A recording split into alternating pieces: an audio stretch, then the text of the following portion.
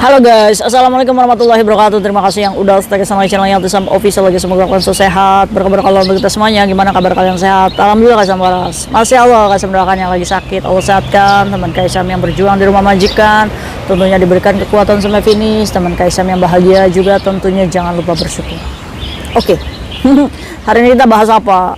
Bahas kejadian Cece aja ya, yang semalam diusir sama majikannya ketakutan. Alhamdulillahnya si pekerja migran ini masih panjang umur ya saya. Aduh, pusing deh Kaisam. Kenapa Kaisam? Kita kalau misalkan berbicara hutang piutang ini kan udah empet banget ya cuy. Kadang kita yang mendengarkannya lagi-lagi. Tapi kalau kita memposisikan kita dalam orang yang punya hutang banyak, ya dia pasti akan mencari orang yang masih ingin mempercayakan dia untuk berubah, ya kan? Tapi kan keadaan itu kan memaksa dia harus pulang ke Indonesia. Ini karena apa? Karena pilihan kita sendiri, karena pilihan hidup kita sendiri yang mengambil jalan sejauh itu, ya kan?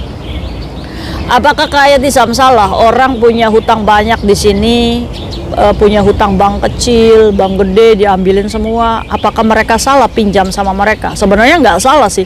Karena perusahaan bank ini itu membuka peluang kalian berhutang, ya kan?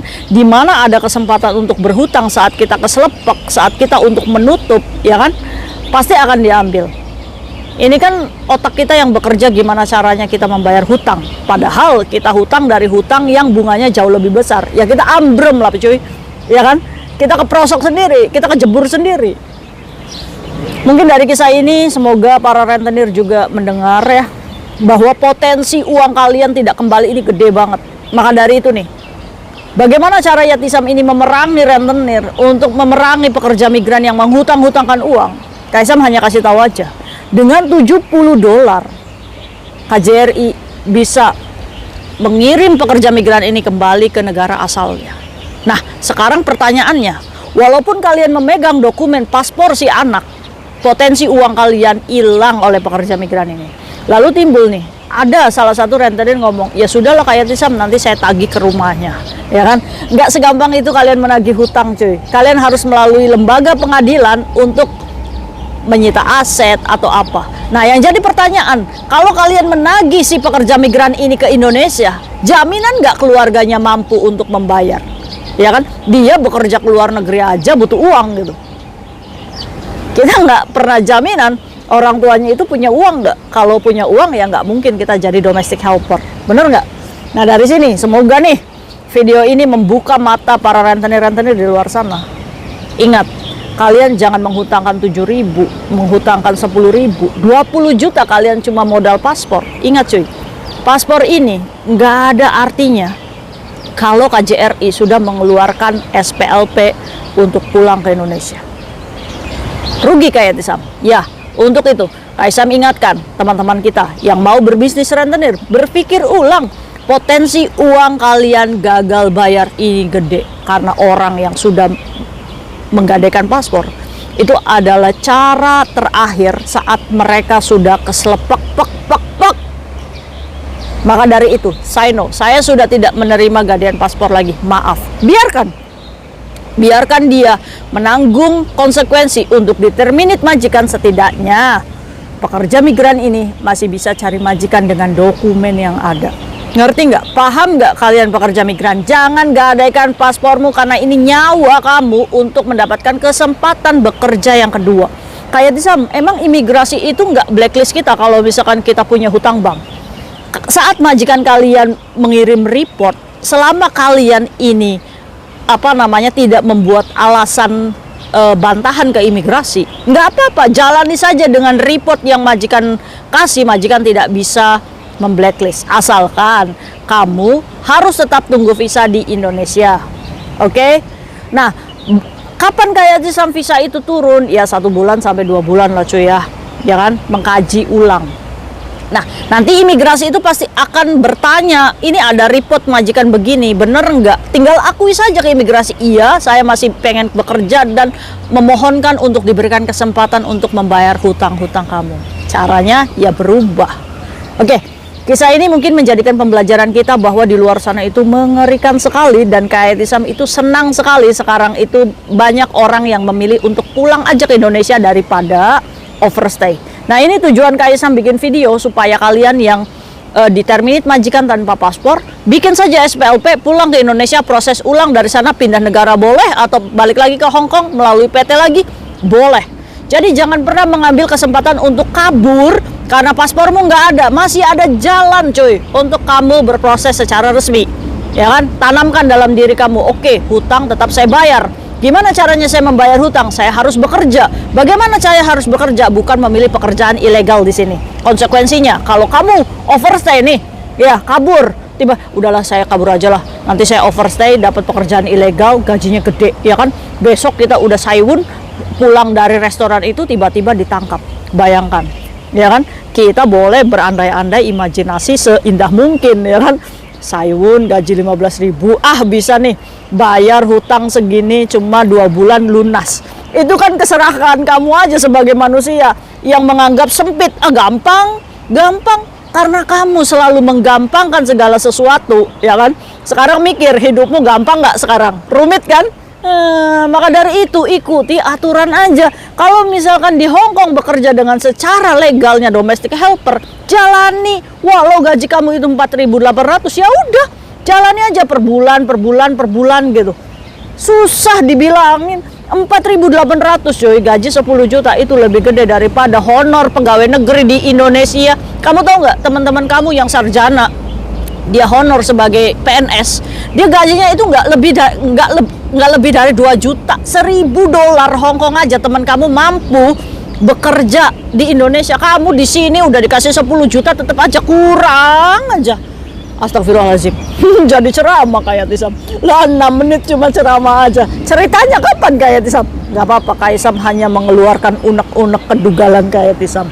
Oke, kayak Tisam udah tidak mau menjadi garantor ke rentenir ya. Kalau misalkan memang kamu tidak ada uang untuk pokok membayar hutangmu di rentenir, pulang aja ke Indonesia. Kaisam tunjukin jalan supaya kamu tidak tersesat pulang ke rumah kamu di Indonesia. Ampun kayak Tisam, saya nggak mau pulang. Itu salahmu sendiri. Kaisam udah woro-woro, jangan gadaikan dokumen, angel. Oke, semalam jam 9 malam, kring, telepon Kaisam bunyi. Kayak Tisam tolongin saya, Kaisam tolongin saya. Weh, tenang, jangan nangis. Kenapa kamu? Jadi ada pekerja migran yang determinate pada hari itu setelah dia keluar dari rumah sakit bersama majikannya.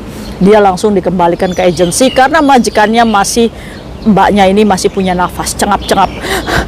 Daripada nanti mati di rumah majikan ini udah lebih memilih untuk udahlah nggak usah bayar utang di majikan. Jadi si pekerja migran ini cuy, dia punya hutang sama majikannya senilai 40.000 Hong Kong dolar. Pasti kalian tahu kenapa si pekerja migran ini bisa hutang sebanyak ini. Pastinya karena tagihan bank itu, ya kan? Bank Kodir, Bank Jalani, Bank Toyib. Akhirnya majikan ini sampai di titik 40.000 menghutangkan si pekerja migran ini, berharap majikan ini bisa cecenya ini berubah, ya kan? Dali-dali berubah, mana ada berubah. Katanya majikan itu diteror oleh Bank Rainbow dan Bank Rich. Kayak Isam kenapa bukan nama? Ya memang kenyataannya kayak gitu kok. Bank-bank kecil itu nerornya tuh nauzubillah min dzalik cuy. Telepon sampai 700 panggilan, wes lebay kayak Isam. Ya memang kayak gitu karena sistem yang telepon cuy. Jadi sistemnya itu per berapa menit itu selalu telepon nomor-nomor yang kalian ajukan ke kantor itu. Entah itu nomor telepon majikannya, entah itu nomor telepon rumahnya dan kamu. Otomatis majikan ini pusing ya cuy ya. Telepon ya kan. Akhirnya 2 bank itu meneror majikan tidak berdaya cuy. Emosinya muncak. Ya kan? Harusnya majikan itu kalau misalkan masih bisa tahan emosi sih tinggal poking aja ya. Ini urus cece saya udah nggak mau selesai, ya kan? Tapi majikan juga manusia cuy yang punya hati nurani dan kesel ngelihat tingkah laku kita. Akhirnya apa? Cece kolai lalai, wes dengan amarah ya kan, ya mukulnya sih nggak keras ya cuy ya, cuma di puk, kamu ini gitu sampai kayak mukulin anaknya yang lagi nakal itu cuy. Kamu ini ngerepotin saya terus, katanya kayak gitu karena si cecenya ini merasa bersalah dan di ujung depresi nih ya cuy ya. Akhirnya abis dipukulin kayak gitu si cecenya ini ke dapur. Saat ke dapur, si Cecenya ini memang sudah ingin minum Biu Pak Soy. Aduh cuy, segelap-gelapnya kamu hidup ya, kayak Sam ngomong, mati pun butuh duit. Jadi tolong jangan menyusahkan orang yang hidup hanya untuk penguburan kamu. Ya, kamu hidup itu susah, mati juga harus punya duit. Pertanyaannya, kamu punya uang nggak untuk meninggal?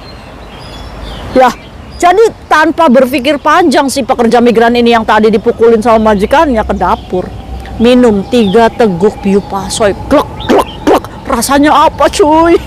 Apakah rasa kayak orange juice? Mbaknya masih hidup cuy, tenang aja ya. Setelah minum, majikannya ini malah mukul punggungnya. Ya dong, panik dong. Orang Cecenya di depan matanya dia minum Biu Pak Soy kok. Ya kan? Akhirnya suruh dimuntahin itu, suruh minum, suruh muntahin, langsung dibawa ke rumah sakit sama majikannya. Angel ini mbaknya ya. Akhirnya majikannya ini bawa ke rumah sakit ya, penanganan pertama. Hebat. Orang Allah tuh masih memperpanjang umur kamu, Mbak. Akhirnya apa? Mati kayak Sam. Enggak. Astagfirullahaladzim. Ada lucu-lucunya, ada kesel-keselnya ya. Akhirnya majikan ini karena panik ya, udah hari ini kamu pulang ke agent. Udah kamu pulang. Dari rumah sakit langsung dibawa ke agent. Di kantong mbaknya cuma $20. Pulang ke agent sudah dikasih tahu, majikannya ngomong, udah kita pur-puran aja, segini keluarnya saya nggak akan kasih uang kamu dan kamu juga nggak usah bayar uang ke saya. 40.000, 80 juta duitnya majikan, nggak usah bayar. Sebenarnya rezeki ya kan? Akhirnya si majikan ini mengembalikan dan agennya ini membelikan tiket pesawat. Agennya tuh coba bilang, saya tidak bisa menyediakan boarding karena nggak ada boarding. Silakan kamu cari boarding di luar. Kayak di Sam, emang agen itu emang nggak wajib menyediakan boarding. Agen itu nggak wajib ya cuy ya menyediakan boarding ya. Makanya kenapa agen itu bayar boarding itu kan. Memang dalam aturannya itu agen itu nggak wajib menyediakan boarding cuy. Jadi buat kalian yang dikasih boarding gratis sama agen, berarti agennya baik ya. Tapi proses sampai pulang itu masih dalam tanggung jawab agensinya coy. Nah akhirnya si pekerja migran ini semalam itu setelah keluar dari agensinya ngomong, kalau misalkan kamu paspornya digadai nggak bisa, kita cuma bisa menyesuaikan pembelian tiket pesawat untuk kamu membuat SPLP. Ingat kan SPLP, surat pengganti laksana paspor, untuk bisa terbang ke Indonesia ya kan. Proses pembuatan SPLP ini 1 minggu. Jadi buat kalian nih yang diterminate nggak ada paspor, mintalah tiket 1 minggu ke depan supaya kamu bisa mengurus SPLP ke KJRI. Berarti kayak Tisam kayak gitu, paspor yang rentenir nggak dibayar dong duitnya. Maka dari itu ini potensi duitnya rentenir itu tidak dibayar oleh mbak-mbak pekerja migran yang toksik seperti ini. Mereka nggak bisa bayar cuy, tapi mereka bisa pulang ke Indonesia. Apakah ini adil kayak Tisam untuk rentenir? Maka dari itu kayak Tisam ngomong, udah stop bisnis uang untuk pekerja migran, karena saat mereka itu menggadaikan paspor, mereka itu sebenarnya dalam kondisi yang kolaps, nggak bisa apa-apa. Nah si rentenirnya udah tahu keadaan keuangan pekerja migran ini kolaps, kenapa masih diberikan pinjaman semaksimal itu? Itu kan stupid ya, iya kan? Tapi kan itu kan kayak Cisam, saya kan membantu dia nangis-nangis, butuh uang, ya kita bantu loh. Bukan begitu caranya membantu cuy, ya. Oke, itu hanya untuk kepentingan kamu aja supaya kamu bisa menekan pekerja migran untuk mendapatkan bunga jasa yang gede. Wis, akui saja, ya kan? Wis Kaisam besok dihadang sama rentenir. Oke, jadi kembali lagi. Jadi simbanya ini kayak Tisam, saya tinggal di mana? Semalam itu nggak ada tempat tinggal cuy. Alhamdulillah ya Kaisam itu minta tolong sama yang punya kos untuk ditampung dulu sampai proses SPLP-nya selesai. Alhamdulillahnya yang punya kosnya, nggak apa-apa Kaisam, datang aja ke sini. Masya Allah ya, orang-orang baik seperti ini, semoga Kaisam doakan rezekinya lancar, berkah, saling membantu ya cuy ya. Ya udah, Kaisam nggak mau jadi garansi lagi mencarikan majikan. Wis kalian pulang aja ke Indonesia, proses ulang lagi. Oke, Kaisam hanya bisa memberikan transport kamu dari bandara ke rumah kamu, sudah cukup itu aja bantuan dari Kaisam. Ya sekian dan terima kasih tuh cuy.